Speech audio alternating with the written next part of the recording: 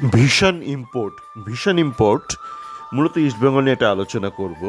তো একটু আগে একটা ইস্টবেঙ্গল ফ্যানের সাথে আমার টুইটার চ্যাট ফোরামে ওই পার্সোনাল মেসেজে একটা ইস্টবেঙ্গলের ভিশন নিয়ে একটা আলোচনা হচ্ছিল। তোকে আমি বললাম দাঁড়াও, মানে আমি এটা নিয়ে একটা অডিওতে বক্তব্য রাখছি, কেননা এভাবে লিখে ঠিক বোঝানো সম্ভব নয়। তো এই ভিশনে যাওয়ার আগে একটু ভীষণ ব্যাপারটা একটু বোঝার দরকার, যে ভিশন ব্যাপারটা। তো আমি আমার আগের দুটো অডিওতে বলেছিলাম যে আমি যখন ইন্ডিয়া থেকে ফিরছিলাম কলকাতা থেকে, তো আমার পাশেই বসছিল শাহানা বাজপেয়ী। মূলত উনি রবীন্দ্রসঙ্গীত গান এবং অনেক বিষয় নিয়ে ওনার সাথে আলোচনা হচ্ছিল। এই নির্ভেজাল আড্ডা যেটা বলে, অনেক বিষয় মানে একদম গার্বেজ ডিসপোজাল থেকে, মানে ওই একটা ভারত পরিষ্কার একটা অভিযান হয়েছিল না, তো আমি বলছিলাম দেখুন, ভারত পরিষ্কার অভিযান মানে তো এটা হতে পারে না যে আপনি বাদিকের ময়লা ডান দিকে রাখলেন না, ডান দিকের ময়লা বাদিকে রাখলেন না, একটা ইনস্টাগ্রাম রিল তৈরি করলেন। আপনাকে একটা টোটাল সলিউশন ভাবতে হবে। আপনি একটা ময়লা প্রথমে ফেলার একটা উপায় রাখতে হবে মানুষের, মানুষ যাতে কোথায় ফেলবে থেকে শুরু করে এটা কালেকশন, ওটা ডিসপোজাল, একটা টোটাল একটা সলিউশন চাই। এবার আমি কেন ময়লার কথা বলছি, আপনি যে কোনো বিষয়ে আপনি আপনি যদি ব্যাপারটা ভালো করে বোঝেন, যে কোনো বিষয়, জীবনে যে কোনো বিষয়, এবং তার যদি টোটাল সলিউশন বুঝতে পারেন, তাহলে কিন্তু আপনার যে মাথার যে একটা থিঙ্কিং, একটা একটা চিন্তা করার একটা শক্তি চলে আসে, সেইটাতে কিন্তু আপনি জীবনে অন্যান্য সমস্যা, সে আপনার জীবনে ব্যক্তিক জীবনের সমস্যা হোক বা আপনি ইস্টবেঙ্গলের সমস্যা হোক, সেগুলো সমাধান করতে পারবেন। আপনি যদি ময়লা ফেলাটা না পারেন, আপনি কিন্তু ইস্টবেঙ্গলের কী করে প্লেয়ার তৈরি করবেন, ইস্টবেঙ্গলের ভিশন, সেটাও পারবেন না।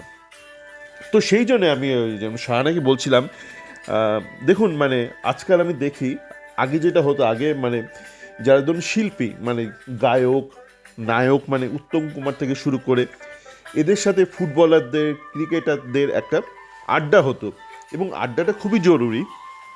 কেননা আড্ডার ফলে আপনি অনেক কিছু এনরিচড হতে পারবেন, মানে জীবনের বিভিন্ন জিনিস আপনি জানতে পারবেন। সেটা খুব দরকার, এই ক্রস ডিসিপ্লিন নলেজ। কেননা অনেক নলেজই আছে, অনেক সলিউশন আছে, যেটা হয়তো অন্য কোনো ক্ষেত্রে ব্যবহৃত হচ্ছে, সেটা আপনার ক্ষেত্রেও ব্যবহার করতে পারেন। এবং এটা করে না বলে আমি শাহানাকে বলছিলাম, এই এই দেখুন মানে আপনার বন্ধু সৃজিত, এরা এমন সব সিনেমা বানায়। সৃজিত যেমন একটা বানিয়েছিল দশম অবতার, ওটা আমি গত বছর ভারতে যখন গিয়েছিলাম ভ্রমণে তখন দেখেছিলাম। তো দশম অবতার সৃজিত কী করেছিল, মজার ব্যাপার, ও একটা ওয়েব সিরিজ লিখেছিল বোধহয়, সেখানে 10খানা অবতারকে নিয়ে আসবে। শেষ অবতার হচ্ছে কল্কি।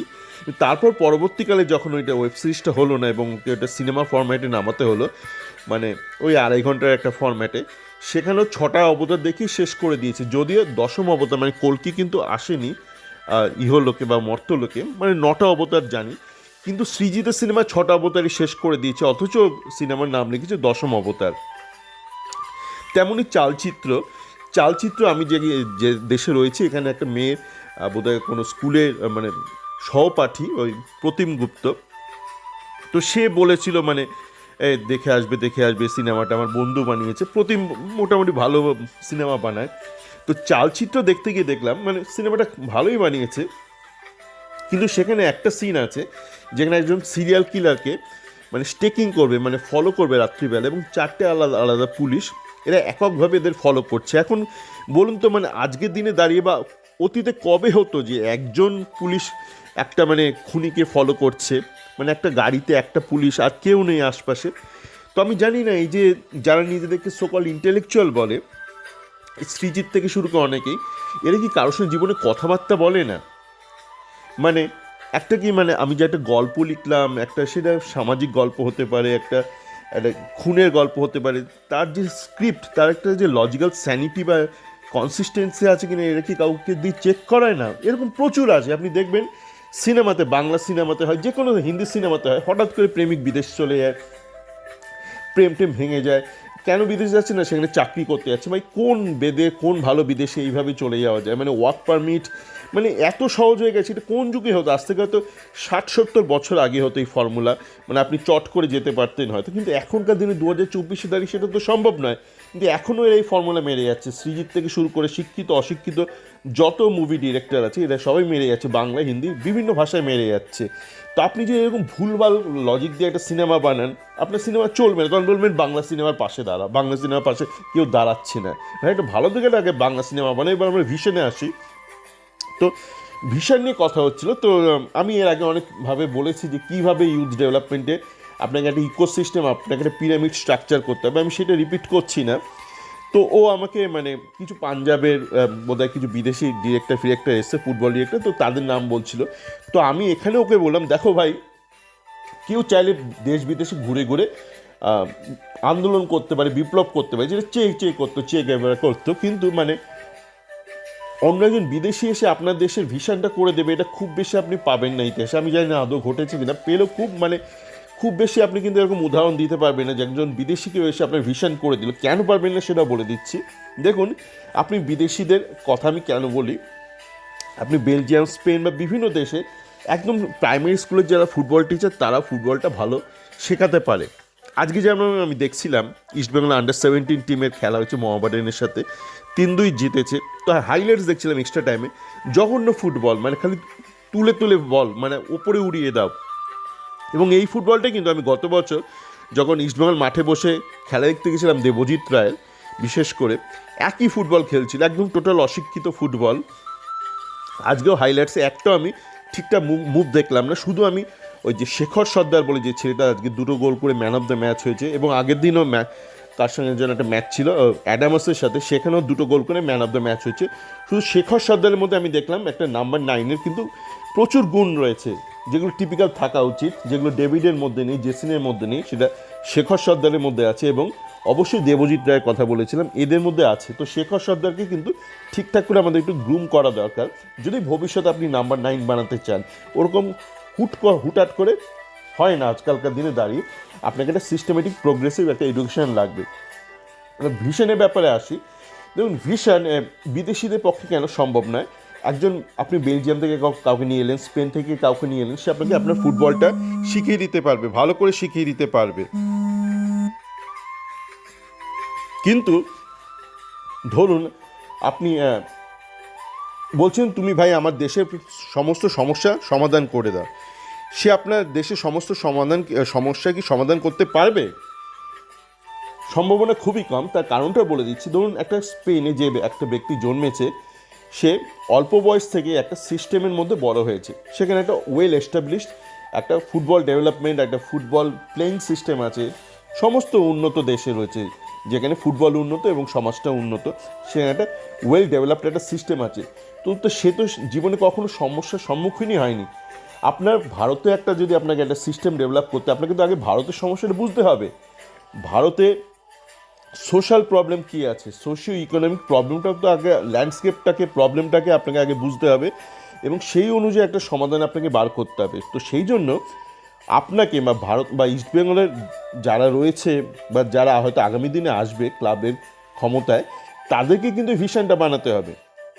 সে নিতুর মাথায় দিয়ে এটা সম্ভব নয়, সেটা বোঝা গেছে, হলে এতদিনে হয়ে যেত। কিন্তু মানে নিতুকেই হয়তো কাউকে নিয়ে আসতে হবে ক্লাবে, বা কারোর থেকে ওকে কনসালটেশন নিতে হবে। সে যে কেউ হতে পারে, সে বিজেপি পার্টির কেউ হতে পারে, সে তৃণমূল পার্টির কেউ হতে পারে, সে সিপিএম পার্টির কেউ হতে পারে। দেখুন, বিজেপি, সিপিএম, তৃণমূল, এই বিভিন্ন পলিটিক্যাল পার্টি হলেও এদের মধ্যে তো ইস্টবেঙ্গলের সমর্থক রয়েছে। তো এখানে এদের মধ্যে থেকে বিভিন্ন লোকের সঙ্গে দরকার হলে কথা বলতে হবে, করে ভিশনটাকে আগে আপনাকে তৈরি করতে হবে। সেই ভিশনটা একবার তৈরি হয়ে গেলে তারপর আপনি কিন্তু বিদেশ থেকে লোক এনে, আপনি অস্ত্রশস্ত্র এনে আপনার ভিশনটাকে নামাতে পারবেন। কিন্তু আপনার ভিশন আপনাকে তৈরি করতে হবে, কারণ আপনার দেশ আপনি সবচেয়ে ভালো বোঝেন।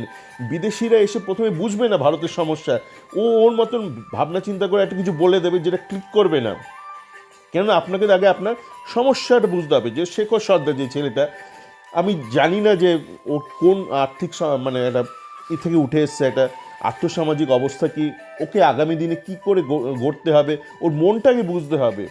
ফুটবল মানে তো একটা মানুষকে নিয়ে ব্যাপার, তার খেলা তো একটা অঙ্গ, টেকনিক্যাল ব্যাপার, কিন্তু মানুষটাকে তো আপনাকে বুঝতে হবে, মানুষটার ভবিষ্যৎ আপনাকে আগে সুনিশ্চিত করতে হবে। যেটা বলছে যে এই সঞ্জয় সেন বলছিল যে মুখ্যমন্ত্রী গরিবের মন বুঝতে পারে। আমি মনে করি শুধু মুখ্যমন্ত্রী না, অনেকেই বুঝতে পারে। আপনাকে আগে বলতে হবে, মানে আমি যেমন এই শাহানাকে বলছিলাম, দেখুন বলছিলাম, মানে ও আমার দাদা দাদা করে তুমি বলছিলাম, আপনি বলছিলাম।